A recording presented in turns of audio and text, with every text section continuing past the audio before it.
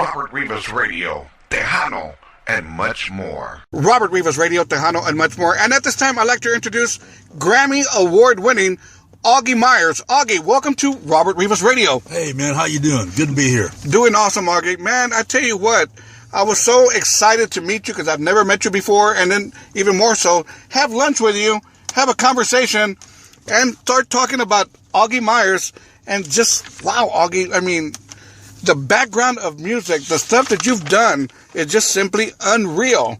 Well, we didn't know it was going to be that way. We were having fun when we started. And that's the way it should be, right, Augie? It's still fun, you know? There you go. Well, I tell you what, I did a lot of research on you, man, before getting together with you here, and I tell you what, I stumbled across so much interesting stuff about Augie Meyers, and I've got to share this with my listeners. Now, first things first, Augie, I'm going to have to, I'm going to throw this one on you.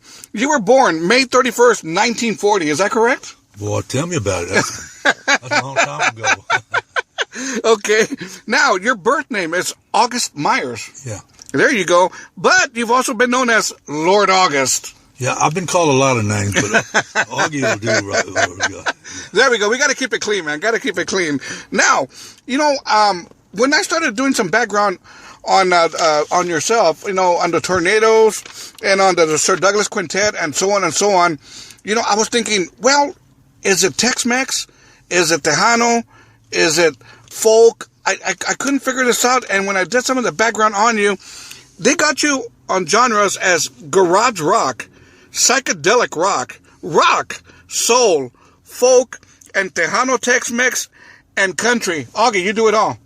Well, you know, I can't do one kind of music all night. I have to do a little bit of what you just told me, a little bit of everything. Because, I mean, you know, before I can make somebody else enjoy what I'm doing, I got to enjoy what I'm doing first, you know. I got to have fun doing what I'm doing. So I just got to do it all. I love all kind of music, you know.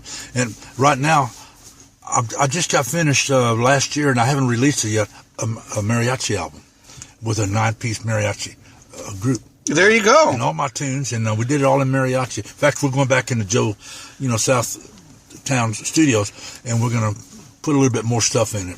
Augie, are you sure you're not Mexicano? Gosh, I wish I was. I wish I was, man. Because I'm married to a Spanish lady, you know, and she's from the L.A. area, in the Laredo area. Okay. So we're from L.A. Laredo area. You know. But no, I like, because y'all, you know, like I told you a while ago, y'all got the food, you got the language, you got the music, man. Don't forget the women. Oh man, most beautiful. My wife is Spanish. She's very beautiful. I'll show you a picture of her after a while. Awesome, Augie. On the instruments that you perform with, you do keyboards, guitar, accordion, and vocalist. Yeah. Right. And a little bit of fiddle. There you go. There you go. Multi-talented. Well, you know, when I wrote "Hey Baby, Que Paso," I wanted somebody to play accordion. I didn't want the real, you know, true Spanish feel like Flaco or Mingo Saldiva does. You know, I wanted that the white people could relate to more so. You know, wouldn't sound total Spanish. Even when, like, all the Tornadoes hits, like Who Were You Thinking Of? I did all accordion work on most of the stuff. You know, Flaco, my idol, that's my number one idol in accordion. And he did it more he did the Spanish stuff with him and Freddie. He did his accordion parts, you know. Augie, now let's go back. Let's go back to where everything got started. Let me ask you, how did you and Doug Sam get together? Where did y'all guys meet? How did this happen, this relationship that y'all had? Well, his parents, my mama had a grocery store on East Houston Street. East Houston and Walters here in San Antonio. And he was in the baseball cards, and I was 2 point. So when his parents came to buy groceries, I said, bring your old, I said, you're a musician. He said, yeah. He said, I play guitar. He plays steel guitar and fiddle. I said, I play a little piano and guitar, but I said, I haven't really done nothing. We were 11 years old at that time. He was 10 years old, but he was already playing, you know, like he'd sit on Hank Williams' lap and played his steel and everything.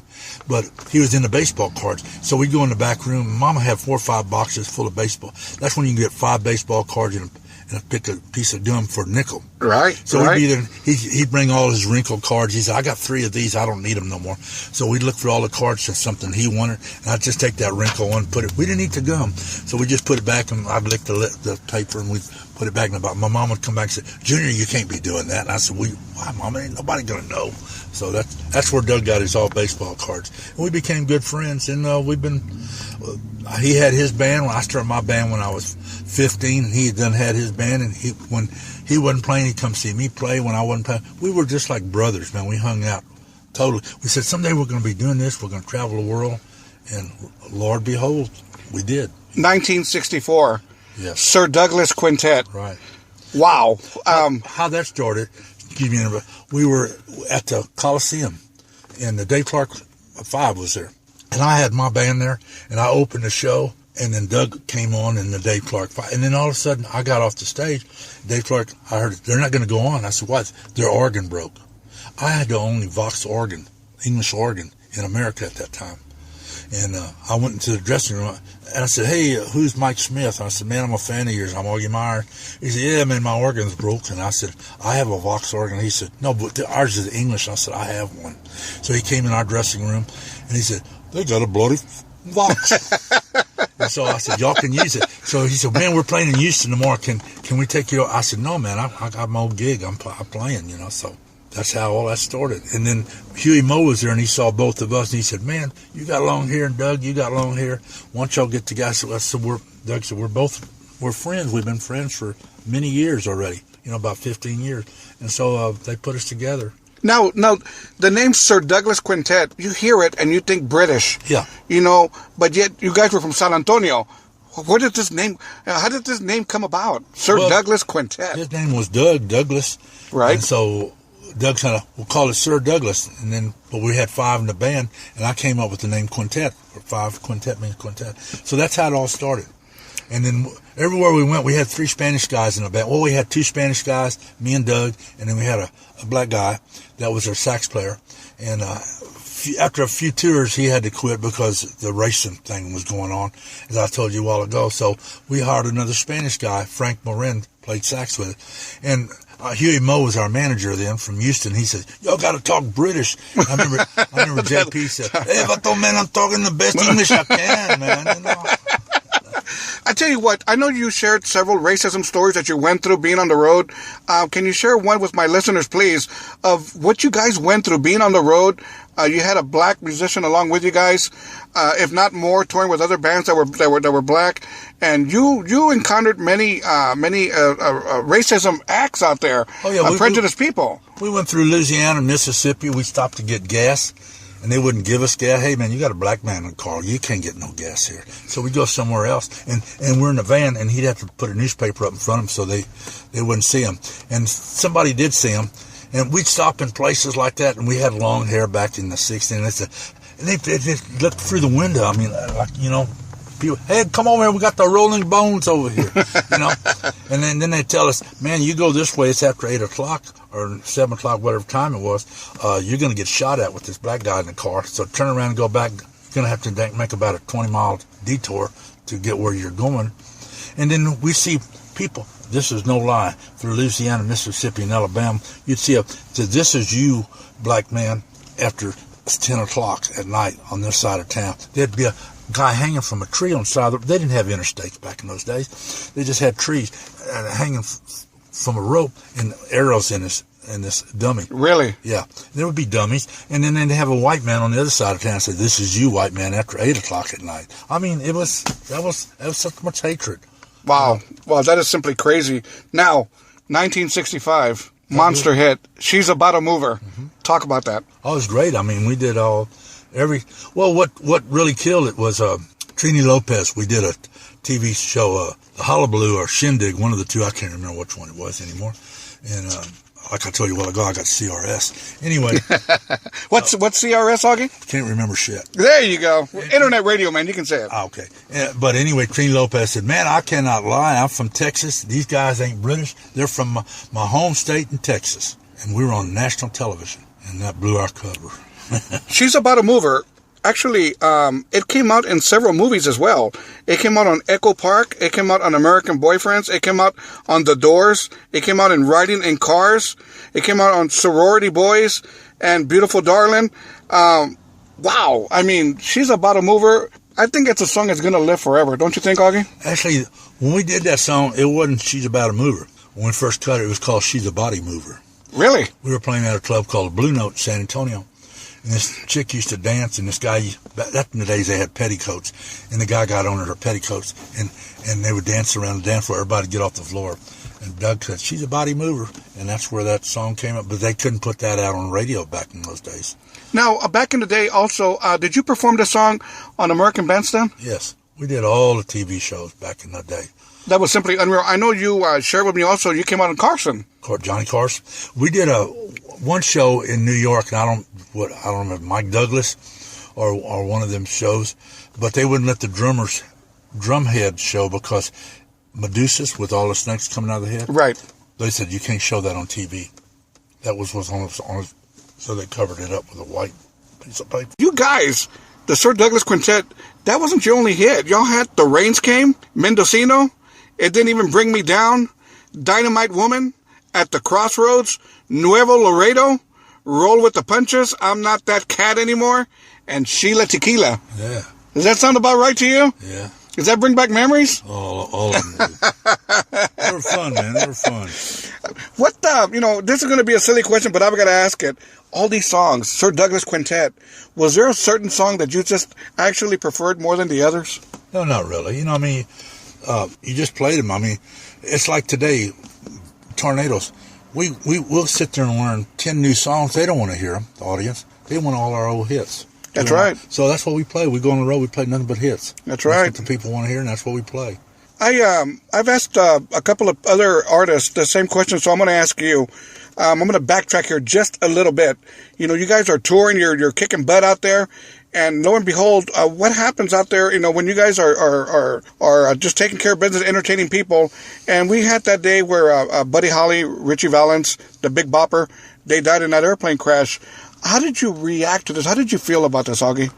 It bothered us because, that was the first of the best, going away, and me and Doug played in Clear Lake, Iowa, where the plane went down. We played in that same town afterwards back in the early 60s, and it kind of bothered us, because...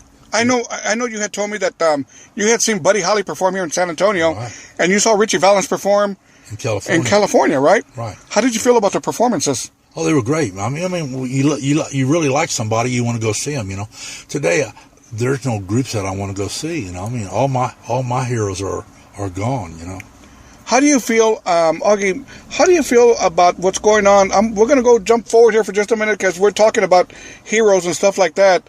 I know you've seen it all in a sense in the music business. How do you feel about what's going on with Tejano music right now? And what I mean by that is this. Tejano music was on fire back in the late 80s, 90s, and now it's pretty much, I'm not going to say come to a crawl, but it's not the same. I can mention a few names, and they're my friends. Gary Hobbs is a great one. And they had a bunch of clubs in town, Desperados and a bunch. Well, all these groups will say, hey, man, but we're going to charge 8, 10 grand, 15 grand. And that killed it.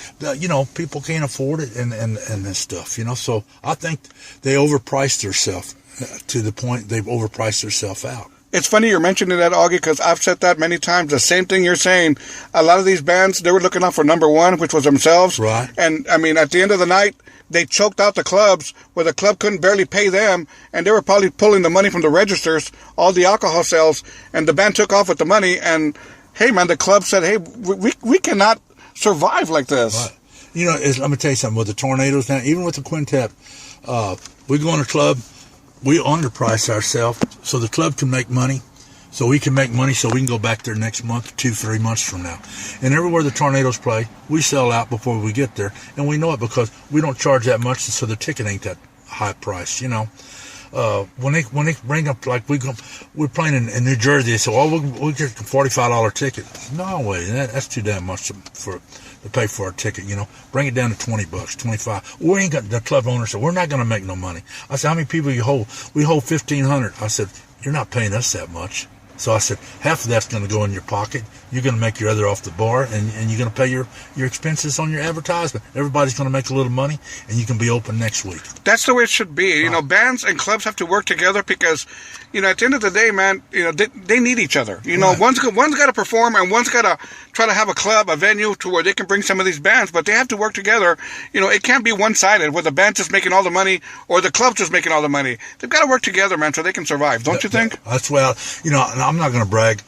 All the years I worked and all the records I made and the stuff, I got enough money right now. I can just retire and do nothing but have party and just run around and have a good time till about 8 o'clock tonight. And right, Augie, tell me correct me if I'm wrong here. You can have everything you want, but if you don't have your health, you have nada. You have nada, you know. You got to have your health, and then the next you got to have your friends. That's right. That's right. You got to have a dream.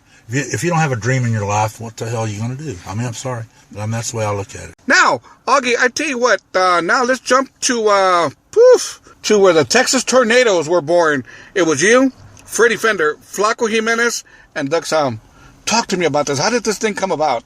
Well, I had a song out on my label on Atlantic Records called "Hey Baby Quintet+Tejano", and I bought my contract back and everything. And Doug called me one day. He said, "Augie, Warner Brothers called. They want to." Let's put a super group together. He said, what do you think about that? I said, that's all right with me. What happened? He said, why don't we get Flaco to play accordion with the Spanish stuff? And he said, who would you want to get now? And I said, let's get Freddie Fender.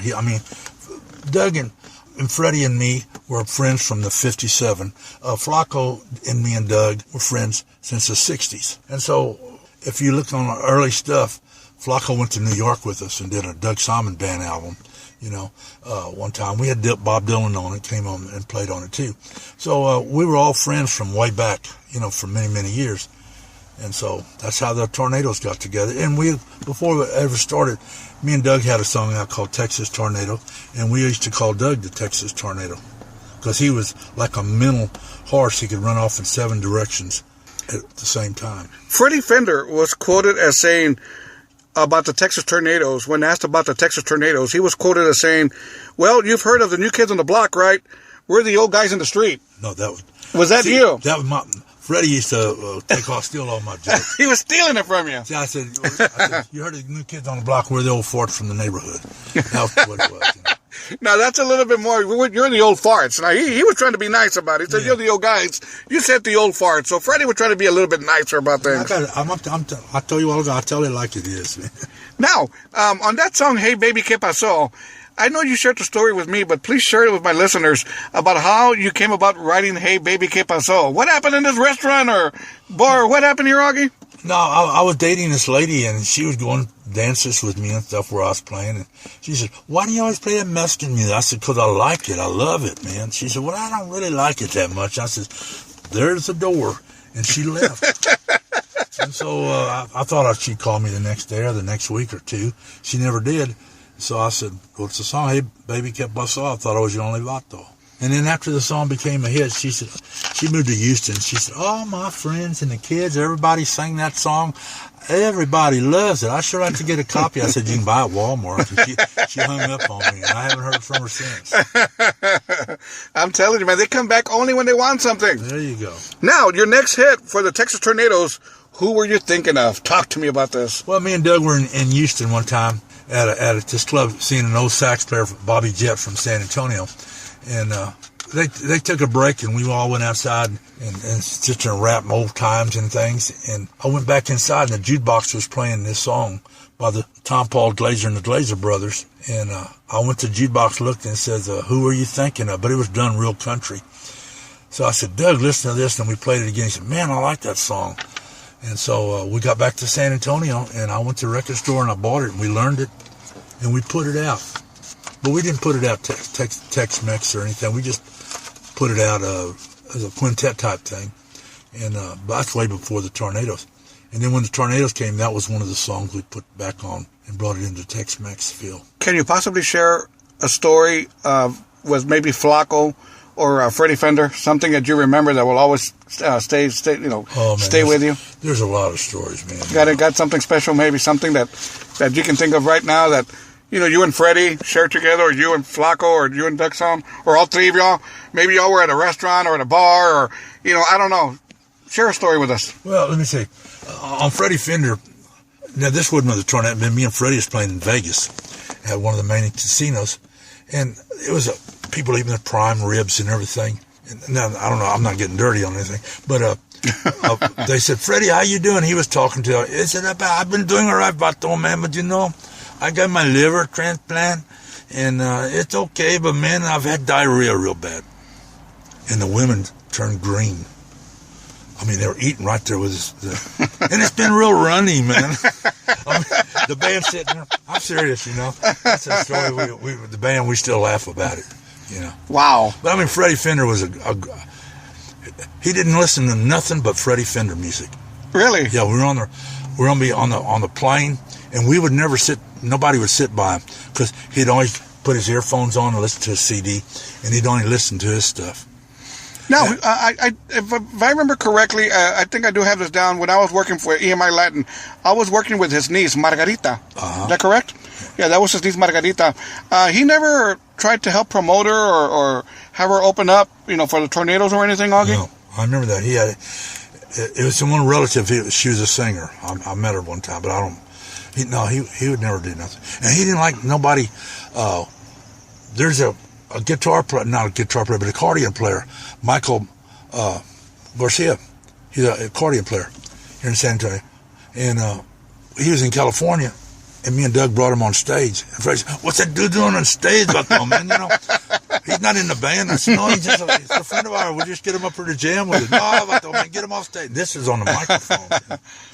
Now, you also shared a story with me, and I think this is a very funny story. I think the listeners would love this, where Flaco Jimenez fell asleep at a screening of a movie. What happened here, Augie? Well, the movie was Tin Cup, you know, and we did what they call premieres of the movie, you know, and we did one in L.A., one in Chicago, one in New York.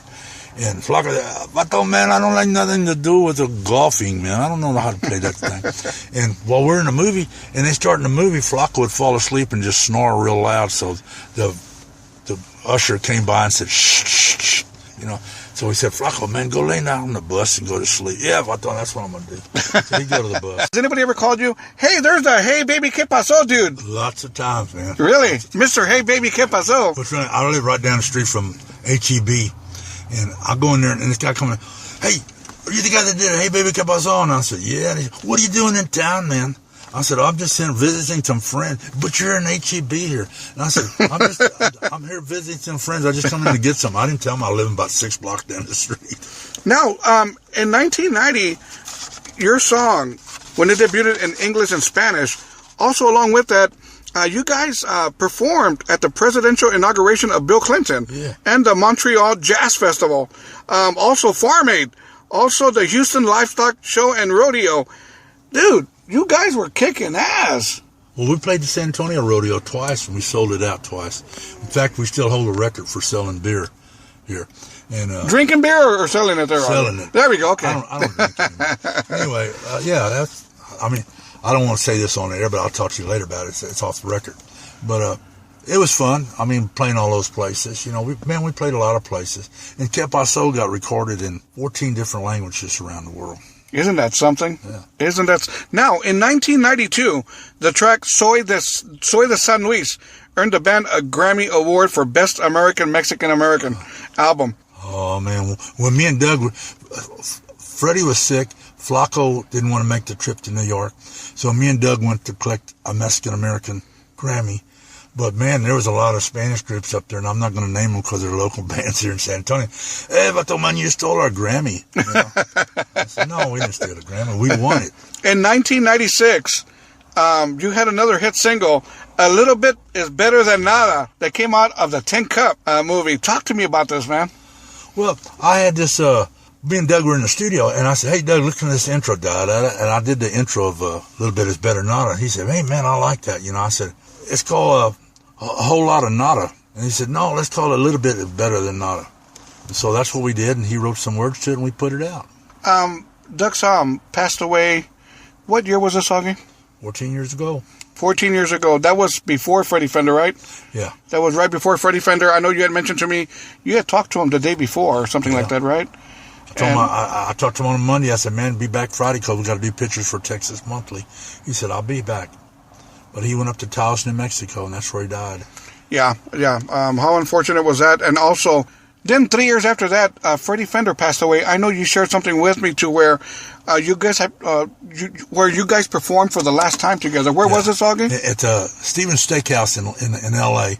It's a big restaurant. I mean, in the back they have a dance floor that holds about 1,500 people. And we played New Year's Eve there. And about 25 minutes before the end of the show, before 12 o'clock, Freddie said, "Hey, man, I can't go no more. Finish the show for me." And we did, and I put Freddie on a plane the next morning in L.A., and we went to Phoenix, and then he switched to go L.A., and I went to San Antonio. But he's in a wheelchair, and he said, "Vato, I think it's over, man." He just told me, and 6 months later, he was gone. I talked to him on the phone, call him and talk, but I know you had also shared a story with me that you were saying that Freddie Fender is on the Hollywood Walk of Fame, and he was kind of complaining of where they placed his star, right, or something like that. He said first, he said, "Man, let's go look at my star." And I said, "Okay." He says, "Wow." He said, "I know where it is, right there under that tree. They told me it's a tree." Then we went up there, and there's a bunch of birds in the tree, and they're pooping all over his star. Hey, Vato, I gotta call those people, man. Said, "No respect. I get no respect, Vato." Now, after all this happened with Freddie Fender and Doug Sahm, you reunited with Doug Sahm's son, right?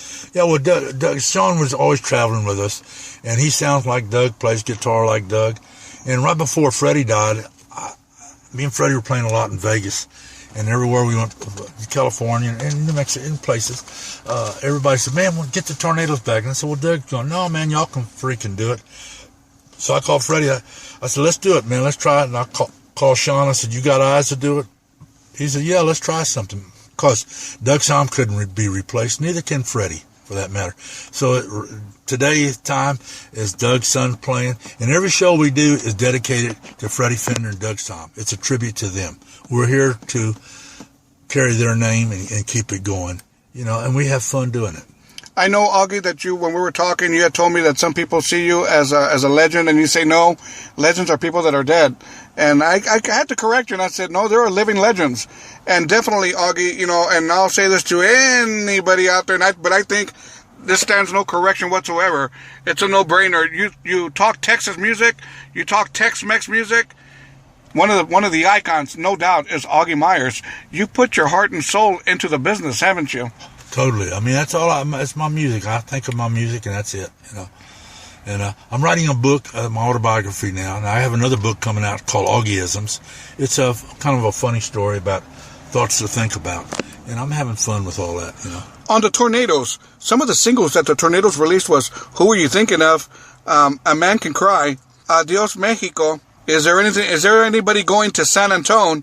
Guacamole, A Little Bit Is Better Than Nada, the Cibola mixes. All these singles were with the Texas Tornadoes. Now, you guys also had some videos. You had the video Who You're Thinking Of. You had the music video, so I said. You also had Rosa de Amor. You also had Adios Mexico. Is there anybody going to San Antonio? Guacamole, A Little Bit Is Better Than Nada. The Tornadoes were kicking ass, weren't they? Oh, man, we had fun. We played with everybody you could imagine. All the big names. Augie, if I know you've performed with many, many artists out there, what is the one that was just simply amazing, more amazing than anybody else? I know you were telling me you were touring with all these bands, and you were just in the mix with everybody. Was there one that just pretty much captured you, your heart? You mean the bands that we travel with? Yes. Or the ones that you performed with? All the bands. I mean, we didn't get to hear all the bands because we'd be in the back green room, But if what captured my heart, I got to go way back in 1950. Sure. 54 was Jimmy Reed. That's my idol, and I got to spend a whole week with him, 2 weeks before he died, and we just sit in his hotel room in Houston, Texas. We played a place called Liberty Hall, and we told stories and played guitar. Played together. He was great. Bob Dylan's a real good friend of mine. So is Tom Waits. And I got to do an album this year with Tom Jones. We all remember September 11th when everything happened. The day nobody's ever going to forget, the 9/11. Oh, yeah. A lot of artists seem to have either they written a song about it, or they've released a song. Did you ever release one, or did you ever think about releasing one? No, the day the towers come down, I was holding my mother's hand. That's when she passed away. Really? So that day, yeah. Wow. Well, my mama had Alzheimer's, and that day, for about 3 months, she never talked. She had that deer in the headlight stare look. She didn't talk for about 3 months, and I'd go visit her. She didn't talk, just stare. And the day the towers come down, we were looking at the TV, and she turned to me and she said, "I'm going home." And she went home that day. But that's the day the towers come down. So no, I never wrote a song about that. You know, a lot of people say, "Hey, you know, that's history," and I said, "I want to leave that in the past." You know, I mean, you can't forget about it, but you know, it brings back memories. You know, so no, totally. Like I said, but there have been quite a few artists that written songs about that, and some people just want to put it behind them. Right, that's me. You know, and sure, you know, and that's your prerogative, especially when with your mom passing away as well. I mean, wow, you know, that just, you know, you're talking about devastation. Yeah, totally. You know, how can you forget something like that? Now, Augie, I tell you what, I would like for you to share with some of the people here some of the shows that you guys performed. I know we only went one or two, but no, you did Carson. You did American Bandstand. What other show? Merv Griffin, right? What other ones did you do, Augie? We did a Hullabaloo, Shindig, Where the Action Is, all the Dick Clark stuff. Dick Clark and me were we were good friends. You know, they just had a thing for me at the Guadalupe a couple years ago, and I still got it at home. He recorded something, you know, talked good about me, and Dick Clark was a good friend of mine. I miss him. I miss Doug. I miss Freddie. I mean, not once in a while I miss them every day. Sure. You know, they were good friends of mine. Sure. And when Doug saw him, when we grew up, I'm 74 years old. So figure, me and Doug grew up together when we were 12 years old, and we talked about playing music and everything. That's how long we've been together. And, you know, it's like you're losing your right arm or your left arm, you know. It's a sad thing. Freddie, too, man. Freddie was a great friend of mine. We spent many, many days driving on the road. Now let's go on the lighter side here. You're Mexican music, yes, but let me rephrase that. Your Mexican food, la comida mexicana. Now, we're here at Fideos. We had lunch here, but I've seen you at 2 or 3 other places here in town. What are your favorite places here? A couple of hole-in-the-wall Mexican places you like going to. Fideos is one, right? Garcia's number one, though. Garcia's on Woodlawn. No, yeah, I call it on Fredericksburg Road. There you go. Okay. You know, that was Julio's place. He passed away a few months ago. His son John has it now. But man, that's right. I get my Mexican fixer. My 3 enchiladas, cheese enchiladas, and a Big Red. Can't forget the Big Red, right, Augie? You know who loves going also, and I know you know him, Lee Woods. Oh yeah, I just talked to him today. You know, he's doing chemo now. You know. Yes, I know that. Me and Lee met there several times to have breakfast. Me and Lee Woods, we're good friends. I'm really, really praying for him that he does better. I know he's going through chemo right now, and hopefully he'll recover from it. Well, I just talked to him the other day because Sunday the 30th, I think it's this coming Sunday, Bruce Hathaway, I talked to him this morning. He's doing a thing at that Pop Culture Center over there in Mulberry, and they're going to honor him from 1 to 5. And I asked Lee, I said, "You going to come down? If you want me to, I'll come pick you up." He said, "I'll see how I feel, man." So he's up one day and down the other. Tuesday and Wednesday, he does his chemo, you know, so it kind of knocks him back for 2 or 3 days. Sure. I tell you what, Augie, we're going to go and close out this interview. Do you have anything you want to say to your fans? Yeah, man, just keep listening to Robert and his show because he's doing a good job. It's even on the internet, but, you know, it's better than regular radio. There you go. See, this man knows what he's talking about. And, Augie, I'll give you your $100 bill in just a minute for saying that, all right? I appreciate that. That's more than that. No, but really, Augie, what is in the future for Augie right now? What is going on? Are you touring? Are you recording? What is in the future? We're touring. I was in the studio all this morning, and we're touring. I'm going to the studio tomorrow with somebody else. But we got a lot of stuff coming. We're going to be at the Tejano Festival in May 16th, the Tornadoes here in San Antonio, with the Los Lobos, Tex-Mex, Max, and the Tex-Maniacs, there you go. You know, and then, Joel Guzman is on that show. Me and him just was in Italy, you know, and his band backed me up in Italy. So we were there, you know, we're ready. You know? There you go. Really quickly here, before we got to go ahead and move on to your last song that we're going to close out with. Augie, really, in all reality, anything you want to say to your fans? Any closing statements to your people out there, your listeners, your fans? Well, you know, you told me not to cuss, right? No, what I tell everybody, don't take no shit from nobody. There you go. I mean, you got to be yourself, you know. Be yourself, and I don't mean to cuss, you know. No, you're good. This is internet radio. Go ahead, Augie. Say what you got to say. You're good. That's what I got to say, man. And all I got to, you know, I have a thing that I always say: I want the most, I expect the least, and I run like hell with it, you know. Awesome. I appreciate it. So, you know, I'm here, and like I tell everybody, I'm not afraid of dying. I just don't want to be there when it happens. Augie, I want you to close out this with this joke. Augie told me this joke, and we had just gotten our teas, and he throws out this joke at me, and I'm real picky at jokes because I like telling jokes. I don't want nobody taking away my spotlight. But Augie took it away from me with this silly joke about tea, about iced tea. Go ahead and tell the joke, Augie, about that Indian. Oh, there's an Indian in Oklahoma that drank 25 gallons of iced tea. And they found him drowned in his teepee the next morning. Well, I told somebody that joke the other day, and they said, "Oh, I feel sorry for him." There we have it.